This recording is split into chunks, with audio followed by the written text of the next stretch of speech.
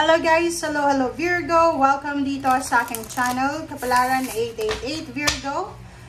Alamin natin kung anong messages, vibration, gabay, energy para sa lahat ng Virgo. Ito ay general reading, Mercury retrograde reading para sa lahat ng Virgo.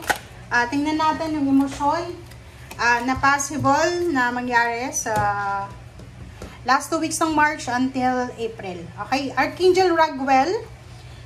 Nandito si Archangel Raguel sa'yo, Virgo, para bigyan ka ng warning, ng guidance and protection. So, dito sinasabi sa'yo ni be fair in all situation, resolve your conflict. So, sinasabi sa'yo dito, Virgo, ng barahan na kailangan mong ayusin yung mga gulo and maging fair ka sa bawat sitwasyon.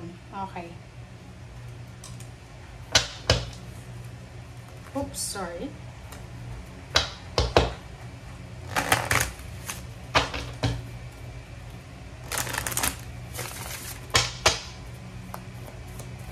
Parang justice card si Raguel. Wow. So, nakikita ko sa'yo dito, may mga Virgo na meron kayong mga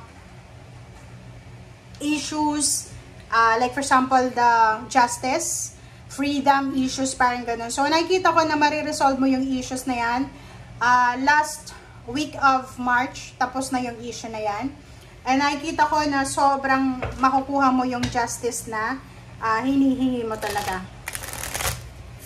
Pwede may contract signing, pwedeng may resolution ng judge or anything na subject to. Okay.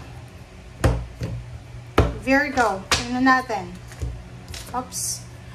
Zero to full Virgo. So, yung Mercury retrograde na to ay ino-offeran ka ng ating universe ng pagkakataon na makapagsimula, like bagong buhay talaga to, literal na bagong buhay. So it's either new love life, new source of income, new family, new mindset, new emotion, new habits. Lahat ng klase ng pagsisimula ay ibibigay sa'yo ng universe simula ngayong Mercury retrograde.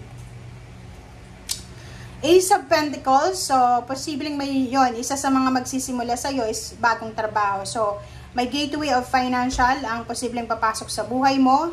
Maraming offers of job, career, source of income, financial, windfall of money, unexpected money or shares or unexpected help, parang ganun. So naka-focus ngayon yung financial. Next card natin is Nine of Rods. Kung makaramdam ka, Virgo, ng pagod, like for example, from December 2024 hanggang ngayon na March or April, basta katapusan ng April, ayos lang yon kasi ang daming nangyayari, maraming transits, maraming retrograde na pwedeng magdala sa atin ng pagod. So, magpahinga as much as possible, magpahinga kung pagod. Wag nating madaliin yung sitwasyon kasi yung mga retrograde na to is a chance para sa atin na makapagpahinga, makapag-reflect, makapag-isip. Okay? Page of Swords, nakikita ko sa'yo dito na November of 2025, makakatanggap ka ng balita. Ito ay tungkol sa iyong anak, sa iyong pamangkin, sa iyong apo, or yung mga batang individual. So, mayroong mga scholarship, mayroong mga honors, graduations, or pwedeng mayroong mga recognitions and awards. Usaping relationship, wala namang masyadong issue kasi stable, secured yung relationship na mayroon ka sa ngayon.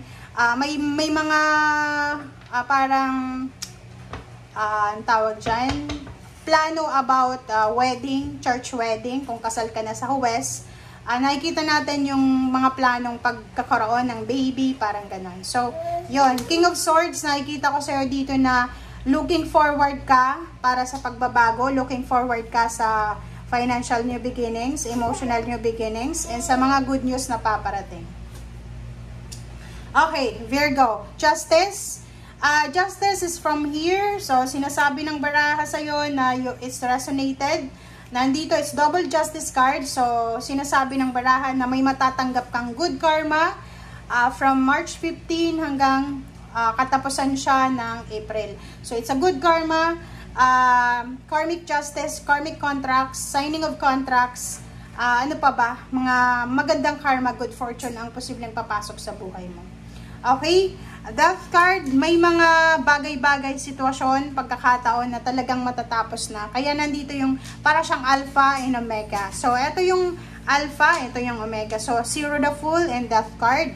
New beginnings, endings, and new beginnings. Okay? Okay, so Knight of Swords. Isang mabilis na balita, isang mabilis na action, isang mabilis na resolution, isang mabilis na answers, isang mabilis na pagkakataon. Ang posibleng ibibigay sa'yo, it's a second chance, it's a new beginnings chance para sa lahat ng mga Virgo. Okay?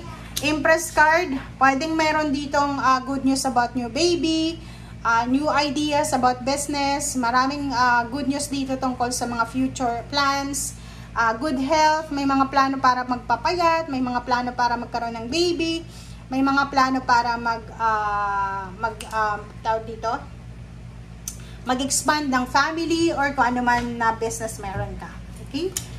Magician, sinasabi ng barahan na maraming sorpresa, maraming unexpected events, unexpected moments ang posibleng darating sa'yo ngayong buwan na to until April. Page of Rods, meron kang napipredict na future. So, yung future na napipredict mo is yung pera na hinihintay mo, yung pera na minamanifest mo ay posibleng darating yan sa'yo 7 months from now. Page of Pentacles, nakikita natin na may upcoming parang renewal of contract, upcoming na salary increase, higher position, may upcoming na offer ng new job, upcoming money matters eto. Okay? So, wag kang matakot, sumunod ka sa sinasabi ng iyong intuition, Virgo. And maraming mentors, marami kang kaibigan, kakilala, acquaintance, kapamilya, na posibleng makatulong sa'yo, lalo na kung may problema ka sa pera, Virgo, or may mga pinoproblema ka sa buhay. Okay? Queen of Rods, nakikita ko sa'yo dito na you're free. You're free from any stagnation, from any restrictions. Nakikita ko sa'yo dito, financially, you feel freedom. Diba? Physical din, so, pwedeng may mga health issues kayo, pwedeng makaramdam kayo ng freedom sa mga health issues nyo, gumaling na kayo. Yung iba naman, may mga kailangan bayaran, ang daming utang, posibleng makabayad ka na. And dito naman sa The Moon, sinasabi na no more worries, no more delays, no more stagnation, kasi on the way ka na doon sa karmic freedom, doon sa karmic stability and balance. Ito yung baraha na Four of Rods, na matagal mo tong pinagpipray, matagal mong minamanifesto. Pwedeng isa kang OFW or yung partner mo OFW or parents mo malayo sa'yo.